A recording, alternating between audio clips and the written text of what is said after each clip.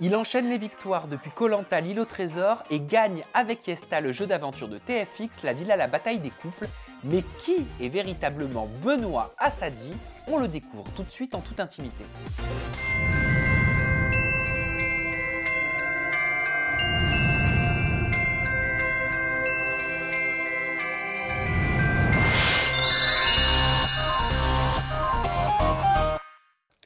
Benoît Assadi. C'est ça. Assadi, ça sonne bien. Ça vient d'où? C'est mon père qui est iranien. Donc voilà, j'ai le nom de mon père, qui est arrivé à 18 ans en France et ben, ça fait partie de ma culture. Alors, est-ce qu'on peut dire aussi que en off, sans faire exprès, je t'ai appelé Bastien? Ouais. Voilà. Pourquoi? Eh ben, c'est la question que je vais te poser. Et j'ai fait le même coup sans faire exprès avec Yesta au téléphone avant que vous veniez en interview. Je ne sais pas pourquoi. Voilà. Mais par contre, elle m'a raconté une sacrée anecdote par rapport à ce. Ah, mais un truc de fou. Quand on était sur le tournage de la bataille des couples pour rentrer, en fait, il y avait notre nounou, Maïmaï, et tout le monde, en fait, toute l'équipe technique, tout le monde m'appelait Bastien. Parce que voilà, elle avait commencé à m'appeler Bastien, et du coup, tout le monde m'appelait Bastien. Et au final, quand on devait rentrer en France, eh ben, ils avaient réservé le nom du billet au nom de Bastien Assadi, et pas Benoît Assadi. Mais Donc ça- c'est tellement rentré dans les trucs que je m'appelais Bastien. Pour tout le monde, je m'appelais Bastien. Mais est-ce que tu sais pourquoi? Est-ce qu'il y a une référence par rapport à Bastien, le copain de Julia Morgante qui a fait Ouais, koh lanta? ouais, c'est ça, parce que notre nounou, en fait, elle avait eu Bastien sur un autre tournage, c'était la Villa des Cœurs Brisés, je crois. Et du coup, bah, Benoît, voilà, c'était Bastien, c'est comme ça. Tu sortais de koh lanta, tu t'appelais Bastien. Et ben, du coup, c'était Bastien. Et comme moi, j'avais reçu Julia et Bastien avant vous et que Bastien sortait aussi de koh lanta, bah pour moi, t'étais Bastien. Ouais, ben voilà. Alors c'est qu'en ça. Je fait, crois t'es que Benoît. Donc si je t'appelle Bastien, tu m'engueules. Non, c'est pas grave, appelle-moi Bastien si tu veux, je l'aime bien. Non. Moi aussi, je l'aime bien, mais je vais t'appeler Benoît. On va parler un petit peu de ton parcours télévisuel. Ton parcours, il a commencé par koh lanta. Mais juste avant, C'est ça. explique-nous ce que tu faisais. À quoi ressemblait ta vie, en fait, avant koh lanta, l'île au trésor en 2016? Ben, ma vie avant koh lanta, c'était le foot. C'était le foot, voilà, depuis tout petit, j'ai baigné dedans, j'ai grandi en région parisienne, j'ai fait toutes les sélections départementales, régionales. À l'issue de ça, j'ai intégré un centre de formation, le FC Lorient. Donc, je suis parti à 14 ans du cocon familial pour aller en centre de formation. C'était le foot, voilà, 2, 3 entraînements par jour, que ça jusqu'à 18, 19 ans. Et bah, à la suite de ça, ils m'ont pas fait signer professionnel, c'était vraiment mon objectif. Moi, j'avais que le foot. C'était, voilà, je m'engage là-dedans, je veux rendre fier tout le monde, je veux être footballeur professionnel. C'était ma passion. Ça l'a pas fait. Et bah, après ça, je me suis dit, bon, qu'est-ce que tu fais, Benoît? Soit tu galères, tu trouves un petit club, tu as un taf à côté, tu vis. Mais moi, j'ai besoin de challenge. Tu vois, j'ai toujours eu ce côté compète, j'ai toujours eu besoin d'être confronté aux gens, de me lancer des défis. Et là, on regarde tranquille avec un pote, on regardait koh lanta, c'était la finale de je sais plus quelle saison. Et Denis qui dit, ouais, pour vous inscrire, Internet, il nous met le site, il nous met le lien. Et là, ben, feu, mon pote, il me dit, ouais, t'es pas chaud. Je lui dis, ah bon, ouais, parce que lui, il était pas assez professionnel, il pouvait pas le faire, mais ça le branchait. Et il me dit, ouais, t'es pas chaud. Je lui dis, ah bon, moi, je suis pas chaud. Je me suis inscrit, et voilà, de fil en aiguille, Tu t'attendais à ça être a pris? commencé. Pas du tout. Mais- Pas du tout. Comment ça se passe, les premiers entretiens avec la prod de koh lanta? Déjà, c'est galère. On envoie la lettre, moi, c'était en juin, j'ai été rappelé en décembre. Ah ouais. Donc, déjà, entretien téléphonique, premier casting en janvier, 15 minutes devant une cam. Ensuite, deuxième casting, test piscine et recasting devant un jury. Troisième casting, c'était un test d'effort à l'INSEP, vraiment un test plus poussé. Et à l'issue de ça, moi, il faut savoir que dans mon koh lanta, à la base, je ne devais pas être pris. J'étais peut-être remplaçant ou je sais pas, mais j'ai été prévenu 2 semaines avant que je partais. Alors que normalement, quand tu fais koh lanta, tu es prévenu un mois et demi à l'avance. Le temps de prévoir les vaccins, de tout prévoir. Moi, mon dernier vaccin, on me l'a fait au bout de 30 jours d'aventure parce qu'on m'a prévenu 2 semaines avant. Ah, tu penses que tu étais spare, c'est ce Ah, qu'on c'est- appelle spare, Ah, c'est-à-dire mais que c'est c'est un sûr. remplaçant. C'est sûr. Et tu sais pourquoi on t'avait mis en Pas tant que du spare tout. alors qu'en plus tu as gagné? Pas du tout. Peut-être qu'il y avait un profil plus intéressant, peut-être que ils étaient peut-être pas sûrs de moi. Et voilà, donc ouais, j'étais spare comme tu dis, et au final ça s'est bien passé, donc c'est cool. C'était un rêve ou pas cette aventure? Non, koh lanta c'était pas un rêve pour moi, c'était un challenge de plus. Être footballeur c'était un rêve. Ça n'a pas marché, mais c'est pas grave, c'est un échec qui m'a fait avancer, qui m'a permis de faire koh lanta. Par contre, quand je me suis mis dans koh lanta, c'est à fond. J'ai toujours été dans cet esprit-là, genre tu fais un truc, tu vas te tuer pour le faire. Tu es obligé, il faut que tu gagnes, il faut que tu y arrives. On est un groupe de potes où on est débrouillards, que ce soit dans le foot, dans la musique, dans l'entreprise, bah, moi un peu dans la télé. C'est faut qu'on y arrive, sinon on se fait chambrer, sinon on est mal vu. C'est vraiment, on a toujours eu ce côté-là depuis tout jeune où c'est non, tu fais un truc, tu le gagnes, tu es obligé. Sinon, tu es un loser, c'est mort, tu fais pas partie du truc, quoi. Et donc non, koh pour moi, une fois que j'étais dedans, par contre, c'était mort, on pouvait rien faire. Qu'est-ce qui a été le plus dur pour toi pendant cette aventure? Ben, ça a peut-être choqué ou été un peu prétentieux ce que j'ai dit, mais il n'y a rien qui a été dur. Vraiment, quand j'ai fait koh c'était... Bon, il y a eu la fin qui était un peu compliquée, les intempéries et tout, mais en soi, je l'ai archi bien vécu. Comme, tu sais, ça rejoint ce que je te dis avant. Depuis tout petit, j'étais préparé à ça. J'ai vécu des sélections quand j'avais 12 ans, quand j'avais 15 ans, où il fallait être le meilleur de Paris. Et quand tu fais un sport à Paris, tu sais que c'est...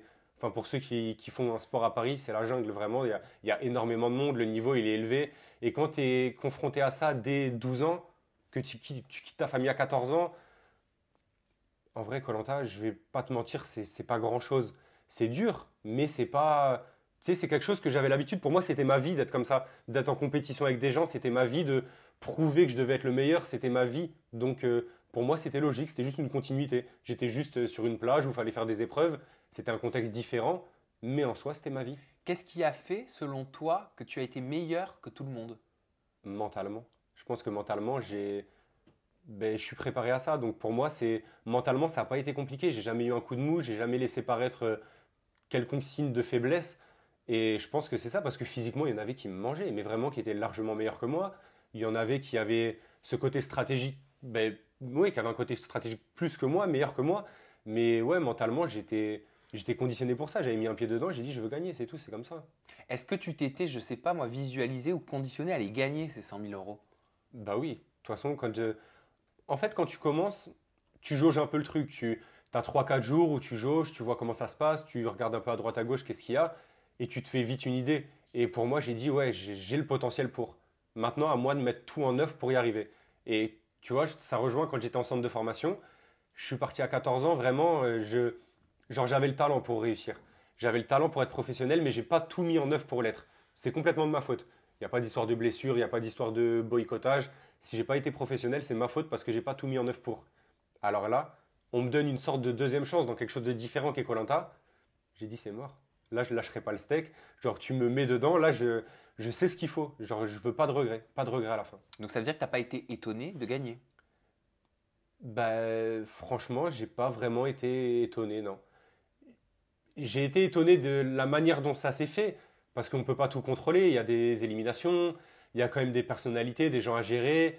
C'est un autre contexte, c'est difficile, mais avec du recul, quand je repense à ce que j'ai vécu avant, tout ce que j'ai mis en œuvre pour, je suis pas plus étonné que ça, quoi. Ça aurait pu être quelqu'un d'autre, hein, mais ça m'étonne pas que ce soit moi, quoi. Voilà. Tu as réalisé tout de suite que tu avais remporté et cette aventure juste incroyable et aussi 100 000 euros, c'est aussi incroyable ça quand même.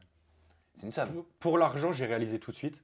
Genre, tout de suite, je me suis dit, putain, 100 000 euros, voilà, je viens d'une famille un peu modeste. Enfin, je manquais de rien, hein, mais j'ai pas, voilà, j'ai grandi en banlieue parisienne, c'était un peu la merde des fois. Et 100 000 euros, pour moi, j'ai gagné à l'euro million, tu vois. Enfin, c'était 22 ans, je gagne 100 000 euros, merde, qu'est-ce que je fais, tu vois. Et par contre, gagner la voiture koh ça, non. Ça, et même à l'heure d'aujourd'hui, pour moi, je le réalise, enfin,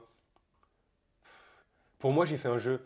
Tu vois, j'ai fait un jeu, genre, ouais, il y avait un jeu, il y avait beaucoup de personnes, fallait gagner. Mais pour moi, c'est pas le gagnant de koh même quand les gens dans la rue ils m'arrêtaient, tu vois, avec un peu d'admiration, les gosses, ils sont assez fans. Je te jure, moi, ça me. Genre, je comprenais pas, je disais, mais on est pareil, tu vois, enfin, il n'y a rien, il n'y a pas de. Pour moi, koh c'est. Toi aussi, tu aurais pu le faire. Et c'est ce que je dis à tout le monde. Pour moi, tout le monde peut le faire. Mais si, je te jure, ça. Moi, je pourrais pas. Mais tu dis ça, mais en fait, quand tu es là-bas, Mais moi, je peux pas sauter du bateau déjà. mais c'est pas grave. Je te jure, Sam, quand tu vas voir un. C'est con, mais ta fierté, elle rentre trop en jeu là-dedans. Tu vois un mec de 50 ans qui arrive à faire un truc. Tu vas dire, donc moi j'ai 22 ans, ce mec de 50 ans le fait mieux que moi. Ben non, c'est pas possible. Tu vois, tu as ce côté d'ego qui rentre en jeu dans koh qui. Tu sais pas ce que t'es. Et quand tu fais koh c'est ton vrai toi qui ressort et tu te découvres. Et c'est là que tu vois vraiment de quoi tu es capable. Et c'est que de la fierté. Tu as découvert quoi sur ta personnalité?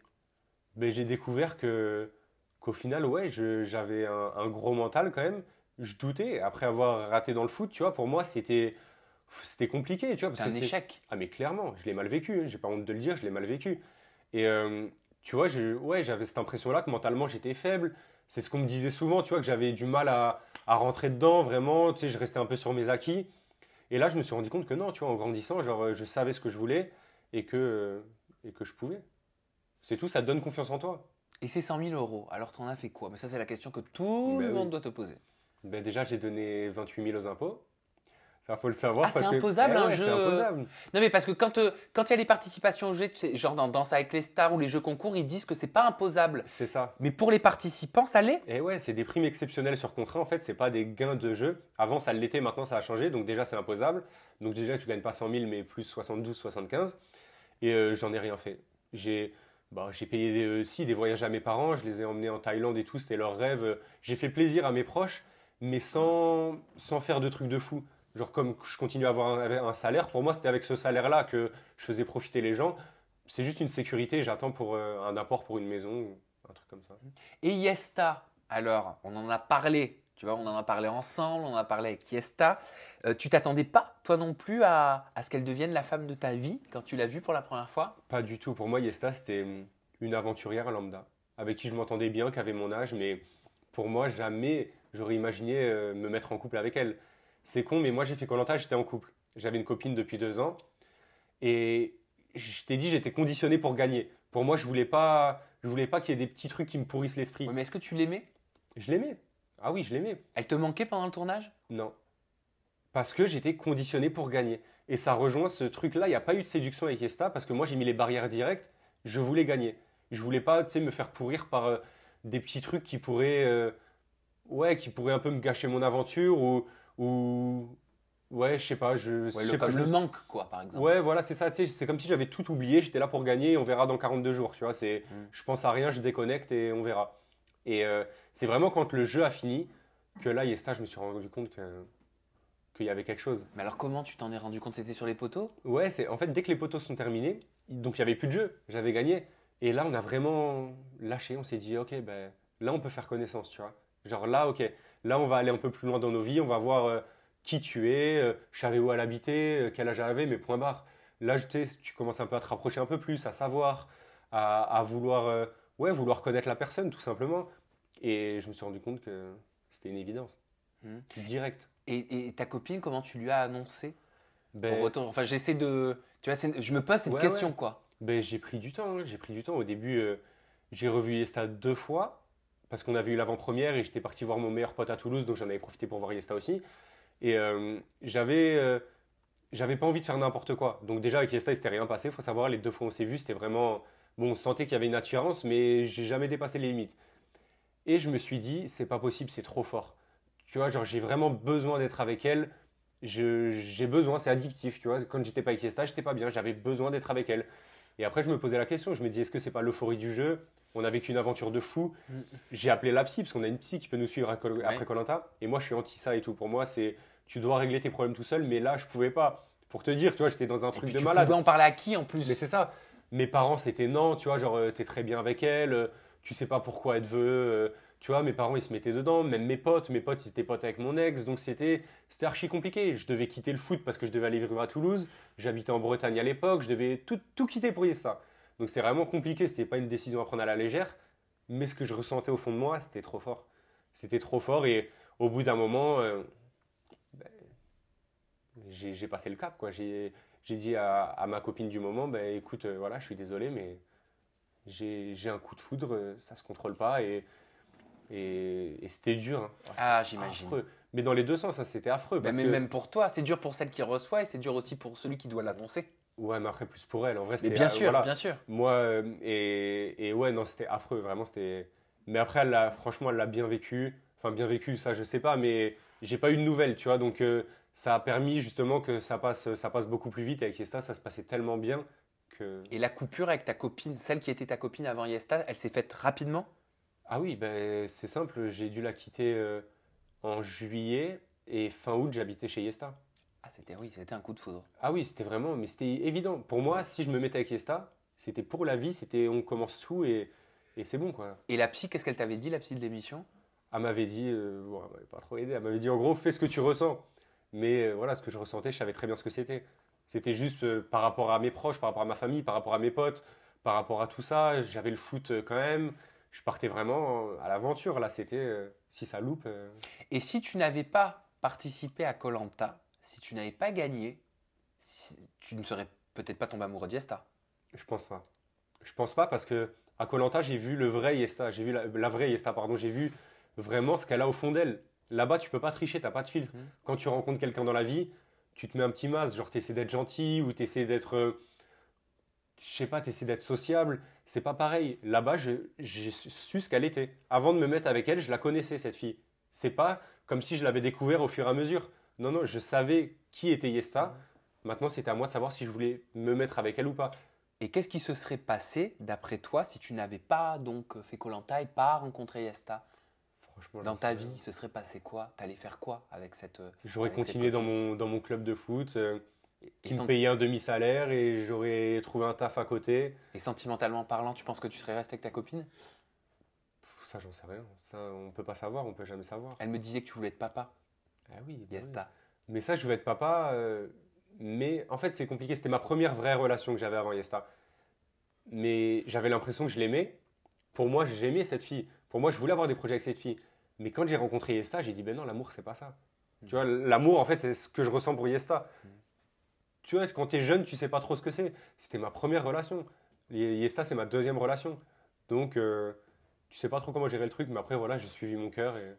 Et là, je sais que c'est Yesta. Eh ben, c'est une belle histoire. Bah oui. C'est une pas très mal. belle histoire. Ça Et je te doit raconter propose, aux vu qu'on enfants. parle de Yesta, qu'on se fasse un Yesta tag. Allez. Tu connais? Non, je connais pas. Bonne réponse. Yesta tag, c'est très simple. Je vais te poser des questions sur tes habitudes, sur ton comportement vis-à-vis de Yesta, donc ta future femme. Allez, Et à toi de répondre du tac au tac, avec Tac une au petite tac. explication, d'accord? T'es prêt? c'est bon. Yesta peut-elle avoir un meilleur ami masculin? Non, Pourquoi? ça n'existe pas l'amitié fille. T'y crois pas? J'y crois pas, c'est impossible. Ça peut exister pendant 1 ou 2 ans, mais ça n'existe pas sur du long terme. Pour moi, sur 20 ou 30 ans, d'un côté ou de l'autre, il y aura de l'ambiguïté. Yesta a-t-elle le droit de revoir son ex le temps d'un dîner? Non. Oh, alors là. Non. Même pas d'explication, là, c'est non, point. Yesta peut-elle porter des mini-jupes, mini super sexy? À la maison, oui. À la maison. Seulement. Non, je rigole, ça, au niveau vestimentaire, elle fait ce qu'elle veut. Yesta a-t-elle le droit de fouiller dans ton téléphone? Ah oui. Ah oui, oui, le sien, c'est le mien. On a nos réseaux sur chaque téléphone, il n'y a pas de souci. Yesta peut-elle régulièrement dans le mois te repousser, prétextant des mots de ventre, des mots de pied, des mots de bras? Bah oui, c'est utopique de se dire que c'est comme... Bah oui, c'est comme ça dans tous les couples. Forcément, il y a des coups de moins bien. Voilà. Yesta peut-elle... Ah bah ça, bah la réponse on l'a, tu vois. Yesta peut-elle prendre plus de 10 kilos depuis le jour où vous êtes mis en couple? Ça va, elle en a pris 22 en 3 mois, donc ouais, un peu. T'as passé le cap. Et en plus, tu lui as rien dit. Je lui ai rien dit, ben non. Mais je l'aime. Yesta peut-elle prendre ta carte bancaire pour faire du shopping? Ça dépend dans quel magasin elle va. Ah bah oui, parce que tous n'ont pas les mêmes tarifs sur les étiquettes. Si elle va chez les marques de luxe, on va réfléchir. Tu prends la tienne. Yesta peut-elle ne pas aimer te masser? Ouais, mais bon, au bout d'un moment, j'ai des maux de dos des fois, donc faut quand même casser. Ah oui, bah oui, à des taffer. maux de dos. Hein. Ah oui. Ah bah oui, donc forcément les Bien lombaires, sûr. faut y aller. Hein. Ah oui. Yesta peut-elle monopoliser la télévision alors qu'il y a ton équipe de foot qui joue? Ah, y a pas de souci, c'est pas grave, je regarde sur l'ordi. C'est ma technique, ça. Pendant qu'elle regarde la télé-réalité, je regarde le foot ou je joue à la play à côté. Et enfin, pour terminer ce Yesta tag, Yesta peut-elle être amie avec ton ex? Ah bah non, ce serait un peu chelou qu'elle soit amie avec mon ex. Non, parce que là, c'est plus pour moi. Moi, si je tourne la page, je tourne la page. Que ce soit professionnellement, sentimentalement ou quoi, si je tourne la page, c'est fini, donc non. Eh ben écoute, merci pour ce Yesta Ben, merci tag. à toi. Est-ce qu'il y a, Benoît, des questions que tu préférerais éviter? Aucune. Je sais pas, pendant cette interview? Non. Pas de tabou, zéro? Zéro tabou. Ok, ben on va tester tout ça tout de suite avec les questions qu'on préfère tous éviter. Tu De es toute façon, je te le prêt? dirai selon... Oui, oui, t'hésites Voilà. pas. Tu es prêt? Allez. 3, 2, 1. Benoît, as-tu déjà fumé? Oui. À quand remonte, Benoît, ta dernière grosse cuite? Ma dernière grosse suite, ça remonte à un moment. Ça remonte vraiment à un moment. Je pense que c'était pendant la période de koh, je crois, pour la finale de koh, ouais, ça doit être vers là. Quelle est ta plus grosse dernière dépense? Voyage à New York. Je me suis acheté, je nous ai acheté un match de NBA, des places pour un match de NBA. Là d'ailleurs, on part à New York. Donc, ouais, ça coûte assez cher. Benoît, est-ce que tu as déjà refusé une télé-réalité? Oui. Laquelle? Les Anges, le Cross, Donc les Marseillais vs le reste ouais, du les monde. Marseillais vs le reste du monde. Et c'est tout. Benoît, quelle est la chanson de la honte que tu adores écouter?